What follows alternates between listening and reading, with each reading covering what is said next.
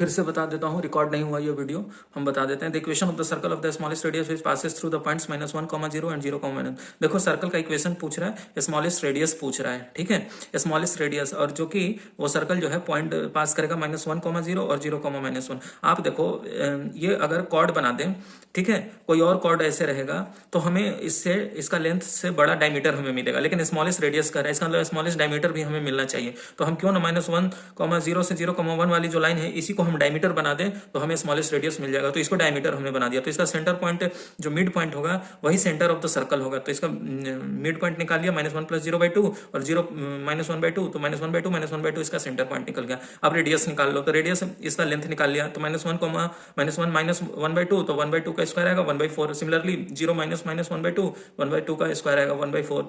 दोनों को जोड़ लिया 1/√2 आया, ठीक है। अब x माइनस सेंटर का square plus y minus centre का square is equal to radius square कर लिया, हमें finally centre of equation circle का मिल गया। तो आप ये देखो करेक्ट ऑप्शन बी हो गया। हमने इस क्वेश्चन के जो गिवन के टर्म्स कंडीशन था स्मॉलेस्ट रेडियस कह रहा था, तो स्मॉलेस्ट रेडियस में ये जो पॉइंट है -1, 0 और 0, 1 इसी को हमने इस लाइन को हमने डायमीटर बना लिया स्मॉलेस्ट रेडियस की वजह से, ठीक है। अगर ये नहीं होता तो ये इससे बड़ा कोई और होता, ठीक है। अगला क्वेश्चन देखो, let C1 and C2 be positive real numbers, consider the function f(x) is equal to C1x where x belongs to 0 to 1/3 C2 1 - x 1/3 से 1 if f is continuous and f integral 0 to 1 fx dx is equal to 1 then the value of C2 is। देखो आइए सही का सवाल है, यहाँ देखो smallest radius में क्वेश्चन को ब्रेक कर दिया था, वहीं से हम तुरंत आंसर तक पहुंच गए थे। अब ये देखो इस क्वेश्चन में आप देखो कि इस क्वेश्चन में कौन सा ब्रेकिंग पॉइंट है। आप देखो ये कह रहा है f इज कॉन्टिन्यूअस, यही हम तोड़ लिए क्वेश्चन को। कंटिन्यूअस का मतलब जो 1/3 मतलब हर जगह कंटिन्यूटी है, बिना पेन उठाए ग्राफ बनेगा इसका, तो इसका मतलब जो 1/3 पे वैल्यू आएगा यहाँ पे वही 1/3 वैल्यू यहाँ पे भी आना चाहिए, ठीक है। तो यहाँ पुट कर लो, तो C1/3 is equal to C2 into 1 - 1/3 is equal to C2 into 2/3। This implies C1 is equal to 2C2, ठीक है। ये आपको मिल गया, C1 is equal to 2C2। देखो क्वेश्चन यहाँ से अब जो गिवन कंडीशन है उसको यूज कर लेते हैं। तो इंटीग्रल, अब देखो यहाँ से फंक्शन ब्रेक है 1/3 पे, तो पहले इंटीग्रल 0 से 1/3 कर ले और फिर 1/3 से 1 कर ले। 0 से 1/3 पे क्या है, C1x है, ठीक है, प्लस इसको dx कर लिया, प्लस यहाँ पे है C2 इंटू 1 - x और ये क्या है dx। अब इसे कर लो C1 x² 2 कर लिया, अब लिमिट भी पुट कर दिया तो 1/9 आया, ठीक है, प्लस C2 यहाँ पे कर लिया तो x माइनस, इसको लिख लेते हैं x - x² 2 और ये 1 से 1/3 तक है, ठीक है। अब यहाँ पुट कर लेते हैं, ठीक है, यहाँ पे हम पुट कर लेते हैं। तो आप ये देखो 1 पुट करोगे तो 1 - 1/2 1/2 आ गया, तो plus C2 1/2 minus of lower limit आप पुट करो 1/3 माइनस 1/18, तो माइनस ऑफ 1/3 प्लस 1/18, ठीक है। और यहाँ से देखो C1/2 यहाँ से क्या लिखेंगे, C2/9 आ गया यहाँ से। अब इसको सॉल्व कर लेते हैं, इसको सॉल्व कर लिया तो आप देखो 18 हमने ले लिया, तो 2C2 प्लस इसे करो 9 - 6 + 1, ठीक है, टाइम्स C2। अब आप इसे कर लो तो 9 6 3 3 अब 4 4 2 6, तो C2/18 into 6 is equal to 1, तो 3, तो C2 यहाँ से क्या आ गया 3, तो करेक्ट ऑप्शन सी है। आप देखो यहाँ पे क्वेश्चन को ब्रेक कर लिया कॉन्टिन्यूअस में, जो कह रहा था गिवन टर्म्स एंड कंडीशंस में वहाँ पे। तो ISI का इस रेंज का जो भी एनडी और जेईई मेंस की तैयारी कर रहे हैं आपको ISI का क्वेश्चन जरूर सॉल्व करना चाहिए। अगला क्वेश्चन देखो, let fx is equal to x of sine of 1/x, ठीक है, for x greater than 0 then f is unbounded, f is bounded but limit x approaches infinity fx does not exist, limit x approaches infinity fx is equal to 1, limit x approaches infinity fx। अब देखो यही दोनों में दोनों अलग अलग value कह रहा है, एक x approaches infinity fx 1 है और एक x approaches infinity fx 0 है, तो इन दोनों में हम देख लेते हैं क्या है, ठीक है। एक बार आप जानते हो limit x approaches 0 sin x upon x 1 के बराबर होता है। दूसरा आप क्या जानते हो, sin x approaches infinity sin x upon x is equal to 0।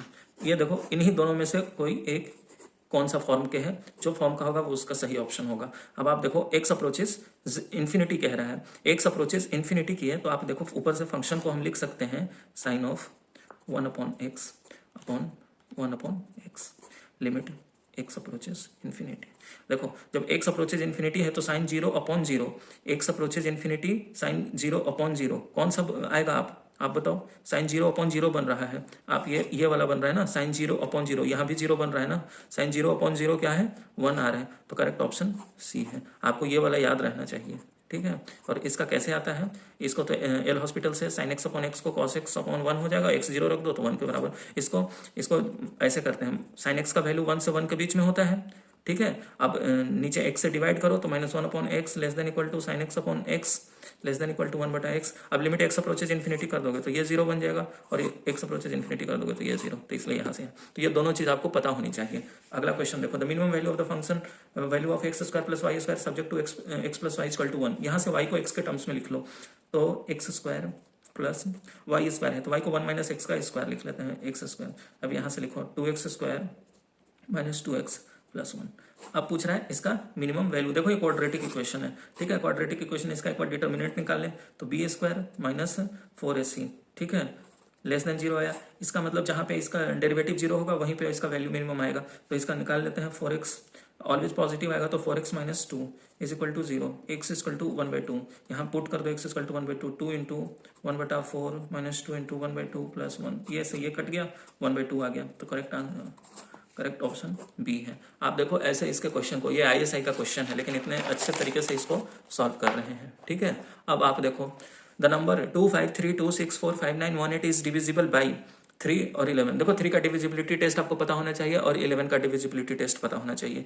आप देखो 3 के लिए sum of the digit must be divisible by 3, तो 3 के लिए सम ऑफ डिजिट कर लो, तो 2 5 7 3 10, 2 12 6 18 4 22 5 27 9 36 1 37 8 45, तो 45 क्या 3 से डिवाइड होता है, यस, तो 3 से तो डिवाइड होगा, तो ये कह रहा है बट नॉट 3, ऑप्शन ये गलत, नाइदर 3 कह रहा है, ऑप्शन ये गलत, 3 से तो होगा। अब इन दोनों में से चेक करना है। 11 से, 11 में क्या कहता है, ऑड प्लेसेस का सम और इवन प्लेसेस का सम का डिफरेंस 11 से डिवाइड होना चाहिए, तो पहले ऑड प्लेसेस का लिख लेते हैं, ऑड प्लेसेस का लिख लेते हैं, ठीक है। ऑड प्लेसेस का देखो 2 3 5 5 6 11 11 5 16 16 1 17। अब इवन प्लेसेस का लिख लो, इवन प्लेसेस का लिखो 5 2 7 4 11 9 20 और 8 28, 28 में इससे 7 गया, 17 गया, 11, जो कि डिविजिबल बाई 11 है, तो दोनों से डिविड, तो करेक्ट ऑप्शन सी। आपको सारे डिविजिबिलिटी रूल पता होने चाहिए, 2 का 3 का 4 का 5 का 6 का 7 का 8 का 9 का 10 का 11, ठीक है, आपको यह पता होना चाहिए। Let p greater than 3 be a prime number which of the following is always false. देखो p greater than 3 कह रहा है, ठीक है, हमें देखो एक वैल्यू एज्यूम कर लेते हैं जो कि प्राइम नंबर हो, p greater than 3। हम क्या कर लिया, p = 5 कर लिया, ये प्राइम नंबर है, ठीक है, प्राइम नंबर है, p = 5। अब देख लेते हैं p + 5 + 2 7 is a prime number, सही है भाई। 5 + 4 इज अ प्राइम नंबर, नहीं भाई, 5 4 9 कर देंगे, 9 प्राइम नंबर नहीं है, तो ऑप्शन बी गलत। Both p + 2 and p + 4 are prime numbers, नहीं भाई, p + 4 प्राइम नंबर नहीं है, तो ऑप्शन सी भी गलत। Neither p + 2 not p prime number, देखो भाई p + 2 तो मिल गया था ऑप्शन ए में, तो ये गलत है, करेक्ट ऑप्शन ए आ गया, सिर्फ एक वैल्यू रख दिया, तो आपको इस तरह का प्रेजेंस ऑफ माइंड आना चाहिए जब आपको एक एग्जाम्पल ले से सॉल्व कर लें, ठीक है। अगला क्वेश्चन देखते हैं। अगला क्वेश्चन देखो, if 2 sec 2 alpha equal to tan beta plus cot beta then alpha plus beta can have the value. आप देखो इसे थोड़ा सा चेंज करते हैं, 2 ऊपर रहने दो और क्या करो, tan beta tan square beta लिख लो प्लस 1/tan बीटा, और सेक को इधर ले आ दो, sec 2 अल्फा। अब सेक को ऊपर कर देना और इसे ऊपर इस तरफ ले चलो, tan beta tan square beta plus 1 = cos 2 alpha. ये किसका है भाई, ये sin 2 बीटा का है, sin 2 बीटा का फॉर्मूला है, sin 2 बीटा का, ठीक है। तो sin 2 beta = cos of 2 alpha, तो इसको लिख सकते हैं sin of 90 - 2 अल्फा, ठीक है, यहाँ से लिख दिए 2 बीटा = 90 - 2 अल्फा, तो अल्फा प्लस बीटा कितना हो गया, 45 डिग्री, तो करेक्ट ऑप्शन सी है। देखो बस इसको अरेंज सही से करने आना चाहिए था, आपको आंसर मिल जाता, ठीक है। अगला क्वेश्चन देखो आप, consider the unit circle x² + y² = 1, the locus of a point P such that the tangents PA PB at the points AB respectively of the circle are so that angle AOB 60 degree where O is the origin.